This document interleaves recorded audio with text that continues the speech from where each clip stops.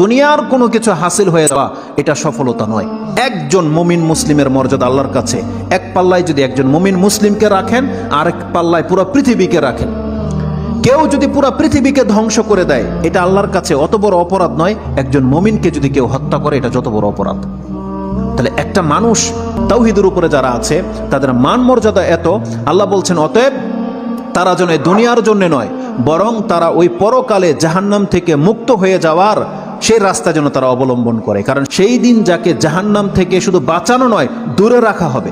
ওয়াউদখিলাল জান্নাহ, আর যাকে জান্নাতে প্রবেশ করিয়ে দেওয়া হবে, আল্লাহ বলছেন ফাকাদ ফাজ, এই হলো সফল কাম। কারণ জান্নাত এমন একটা জায়গা, এটা হচ্ছে চির সুখের জায়গা।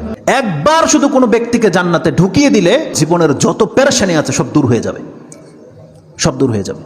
তাহলে পরকালের ব্যাপারটা হচ্ছে এমন। আল্লাহ বলতেছেন সেই দিন যাকে জান্নাতে ঢুকিয়ে দেওয়া হবে, আল্লাহ বলছেন এই ব্যক্তি হচ্ছে সফল কাম।